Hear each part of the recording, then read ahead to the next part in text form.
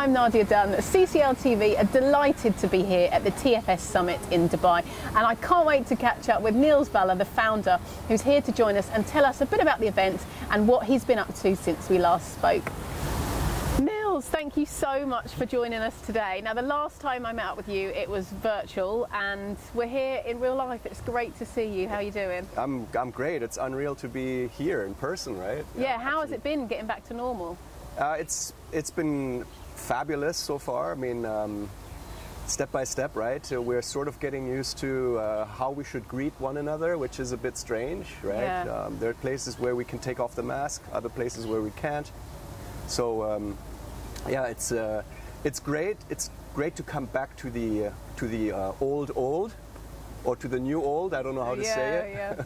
But yeah, I'm very much looking forward to meeting everyone. Absolutely delighted about it. Yeah. How's it been setting up this event? Because there must have been such uncertainty around it throughout, you know, leading up to it the whole way, really. Yeah, it was.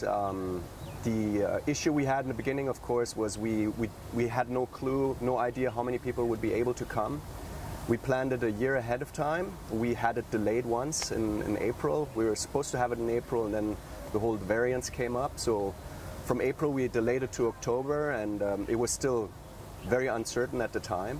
So we budgeted for a small event. We said, okay, we take the risk in guaranteeing for 50 people, and it turned out to be a lot better than we had hoped for and expected, and it's been fabulous. Obviously, the majority of the people made a lot of last-minute travel plans to come. So we got the majority of the people to confirm only within the last, I would say, 4 weeks. Oh, really? Where we had a proper idea of how many people, we knew how many people would be coming, only about 3 to 4 weeks before the event. Yeah. Wow.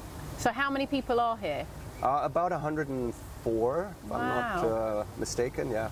And for so many of these people, it's the first face-to-face event that they've had, that anyone's had. It's, since 2 years, yeah. And you can see even the faces that I've seen around the hotel, everyone's so excited to be here and meeting each other in person. Many of the people know each other since a very long time, and they haven't seen one another, so they are absolutely excited to see each other, right? So yeah, it's been a long time, and we're all really excited. Yeah. And what are you most looking forward to with this event?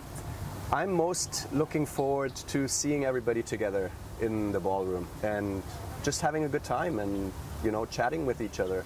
That's what I'm looking forward to the most. Absolutely. And have you noticed any new trends within the industry throughout Brexit, throughout COVID?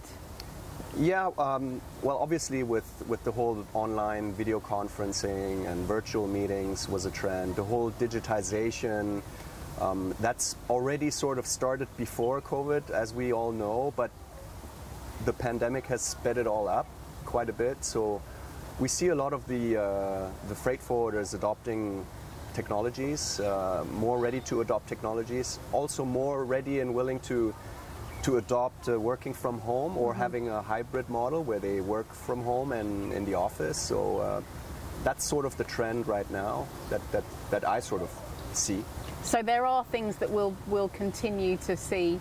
Yeah, absolutely. I think including for us, we will allow our staff to work from home a few days a week, and then the rest, you know, we'll see. Maybe you come 2 days a week to the office and you work 3 days a week at home. Yeah. Something in that direction, right? And we spoke about cross-border having exponential growth, and I did ask you this before, whether you thought about creating another network specifically for e-commerce logistics. Is that something that you've given any more thought to? Our doors are open to creating a group like that, but we will not do it on our own. We want to work with partners that are experts in this field, like we do with our Life Logistics, which is a pharmaceutical network. We have pharmaceutical partners that are helping to develop this. And for our CCC, our cold chain, which is Perishables Group, we have a partner that handles this group because he is in that field. He has also contacts. He knows a lot of agents there. So we would want to ideally also partner up with somebody that has a vested interest in this industry, right? Just doing it on our own, yeah, we could do it, but we are very busy on our other projects as well already. So we want to work with people that we like and that we know that are expert in that field, right? So do you have anyone in mind? Is that something?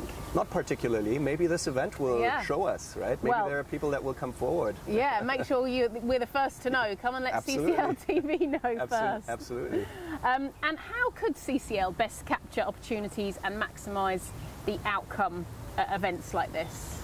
Yeah, so I get asked that question quite a lot, and I hear a lot of times when I'm in the meetings, I hear agents saying, hey, what cargo do you have for me?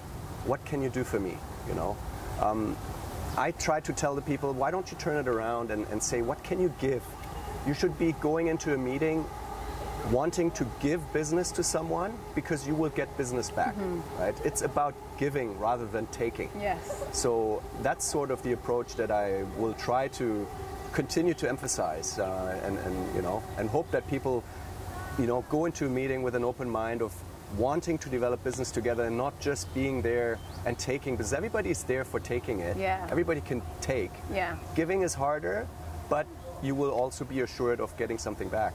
It's about collaboration, isn't it? And actually at so many events like this, although we haven't had any for a few years, it often, that is the word that I hear around, that it's about collaborating and sharing thoughts with colleagues. So hopefully there'll be more of that. Yeah, absolutely, yeah. And what about Christian? How's Christian doing? Yeah, he's good. He's in the Philippines. He's, of course, upset that he can't be here. He extends his regards to everyone that is here, of course. But yeah, he's taking care of his family.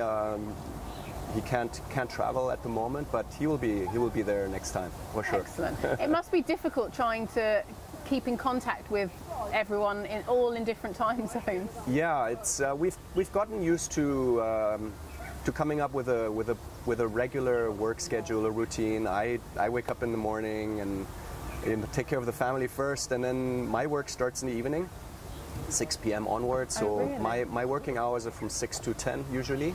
Yeah. And then, of course, there are odd times where I have to wake up at 4 in the morning because we have a conference call at 5, or so we have to be flexible there in order to accommodate. But you seem to manage it well.